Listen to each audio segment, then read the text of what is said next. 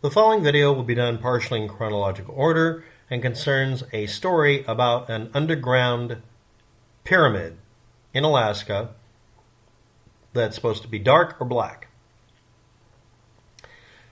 Some background. 1975, Alaska, the state of Alaska, requested that they rename a mountain on a national level within the state to the name that they used in the state of Alaska, Denali, instead of calling it Mount McKinley, which was named after somebody from Ohio that ran for and became president a long time ago.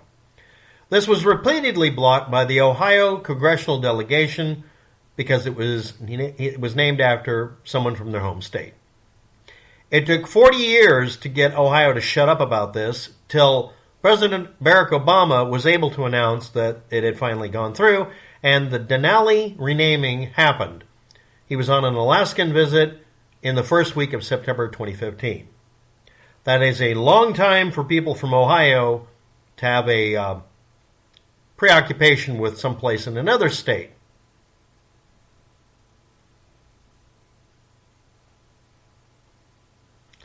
September 1989. A person from Ohio, under the name Doug Mutchler, was a chief warrant officer in the U.S. Army and also a counterintelligence officer. That may or may not allow various levels of top secret clearance or not. And again, every one of you that's ignorant of what top secret clearance really means, shut up. Anyway, he said he saw a map that anybody could access in the map room at Fort Richardson, Anchorage, Alaska at the time. And again, this is 1989.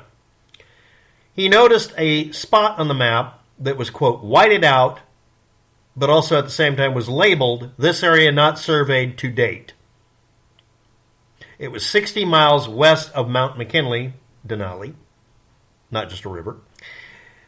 And he thought, since every inch of the entire state of Alaska must be surveyed, with my counterintelligence background, I knew they were hiding something, or towards to that effect. This is from his own statements, other people making statements about him, other people making books about this subject, at least a chapter or two, and YouTube videos. Why am I doing that? Comment below if you have an original copy of the original claim made explicitly by Doug Mutchler, as old as possible. His original account, not a backterman. I remembered some new things 20 years later that totally back up extraterrestrial stories. No, really, the original story, the original discussion. Number one, why are you not being precise in where your location is on a map you were physically in contact with? Military maps don't have coordinates. Oh, it's 60 miles from Mount McKinley. Later that was changed to 50. Let's go on. Anyway, late 1992, he saw a news story, he says, coming off of Channel 11, 6 o'clock news, local. That would be KTVA CBS Channel 11, that had been in existence since just before Christmas, 1953. This is an old school channel. It's been around a while. Doug Mutchler said he saw the news story at 6 about a powerful underground nuclear detonation, quote unquote, late in 1992. I don't doubt it. In China, that sent shockwaves all the way to Alaska. Now I'm going to bring up timeline. Late versus mid 1992. Here we go. The largest nuclear bomb or atom bomb of any kind detonated at all by China was 4 megatons, and that was 1976. And it did, in fact, do the same thing. It set off seismometers. Seismometer data is picked up literally everywhere. If you can pick it up from China to Alaska, everybody got detection on it. The first atom bomb detonation was confirmed by one of the people who built it by going a long distance away, mostly because, well, maybe he was afraid of the entire Earth splitting, because that was one of the possibilities, mathematically, that they were toying with. Thanks. But anyway, you can pick up these seismometers things, and that was how to confirm the first atom bomb detonation, because someone knew that it would set off basically a mini earthquake. Now, ballistic missile warhead in a shaft test number 37 in China at Lop Ner, Jiangxing, China, 5 a.m. It was the biggest underground test ever, and it was at 5 a.m., and it was May 1992, not late 1992. September 1992 at 8 a.m., an aspheric DF-31 primary was tested as test number 38 in a tunnel. That was 8 kilotons. If you're not aware of it, I'll explain that as, that's the atom bomb used to set off an H-bomb. And it's football shaped, that's aspherical. It's 2 detonators, shockwave going, go look it up. Next. Late 1992, November, a 1 kiloton primary underground test failed and was in the news, at which point they compared it to the months earlier really big explosion. But this wasn't major news because on that day, maybe there was another news story after 6 that made the news at 11. So, anyway, here we go. He saw a blank on a map in the 1989 map he got a hold of, much earlier than that. It was blank because the area is hard to survey, although this is a big patch that's not hard to survey, but it's surrounded by mountain ranges that scare the hell out of anybody going mountaineering. So late 1992, he said he saw a news story, 6 o'clock, about a powerful nuclear detonation in China, and if it was late 1992, he would have also seen the story about the one they set off that was supposed to be important that did jack shit and was an embarrassment that they didn't like. But anyway, the claim he makes is that in the news story, for some reason, seismologists analyzed this and found that they could derive information about something in Alaska from a detonation in China. 100 feet below the surface, they found in central Alaska a 550-foot tall pyramid-shaped item in the same area where the map had a blank in it, 60 miles west of Mount McKinley. Now, I'm going to give you the information on where that is exactly.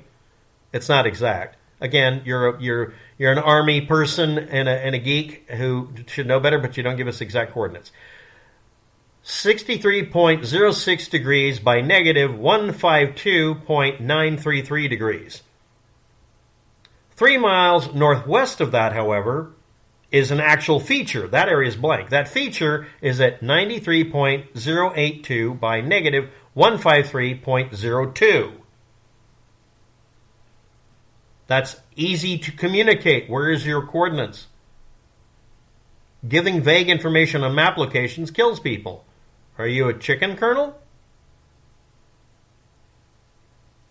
But you're supposed to be a counterintelligence officer, chief warrant officer in the U.S. Army who's supposed to know better. But we're not getting specifics? Okay, maybe you did later. But it's not written down in plain English. Just put it down. I want someone commenting below, if it is you, this Mutchler, if you're watching, where's the original account you posted? I don't care if it's on Usenet. I'll dig it up. Oh, it's been deleted. Nothing's been deleted. Anybody watching my channel knows that I can dig up shit from hell, and I will do it. Dare me. At 11, the story did not repeat, so he went to the station to get the tapes. Now remember, they could have been playing the thing for months before, or it might have been just national news feed by satellite or whatever. He found he had no authority there, and he was told that they didn't have it, and he basically, according to this, he went after the news person, or the person running the station. You picked a fight with a news station owner because they didn't know what you were talking about? It could have been a news feed from one of the other affiliates. There's more than one. Anyway, he was told by someone there, we'll call it a newsboy, that Men in Black said the Chinese nuclear test story was a matter of national security. Except for the fact that it was in the news, and you can find dozens of news stories. 1992, China, underground test. It's the first one that comes up. It was never secret. 1993, he tried to look through Fort Mead's archives of Alaska archeological sites without clearance and got kicked out. Archaeological sites and game preserve sites are often code words for that's where we store our missiles. He did not have need-to-know bases. Now, I want to let's go. Counterintelligence officer without need-to-know bases. A chief warrant officer in the U.S. Army without need-to-know basis walks into your location and gives a cock and bull story. According to him, he was looking for one thing and claimed another, and they kicked him out. Totally not sounding like a Russian plant. Later, he contacted a respected member of the community in journalism, Linda Moulton Howe, who's never heard a crank story that she didn't love, who now says, or later said, that it was 50 miles from Mount McKinley, then changed the story, and also said it was in the area between Nome, Alaska, and Denali, and that's a 200-mile range, so that really anti-narrowed it down. Red flags. You have a person in the Army that doesn't know the importance of getting shit precise on a map. If you had an original, if you're watching, if you're still alive, if you had an original account of this, and you wrote it down or typed it up, you would have been told to type it up, and you kept a copy, nothing's preventing you from doing that. Where is it? Where was it on the map? Did you ask for a mimeograph or whatever, a copy of the map? Something.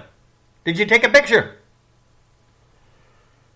It has to be an extraterrestrial dark or black pyramid, or simply mystery pyramid. Dark and black are euphemisms for mystery. Underneath the ground or underneath a top secret government facility that doesn't show up on any maps, in an area that is not cordoned off and is essentially a flat plain. It's surrounded by a mountain range that requires that if you're doing surveying of 100% of the surface area of Alaska, you would have to have mountaineering experience, and it would take months, and it would be like going to the South Pole in 1910.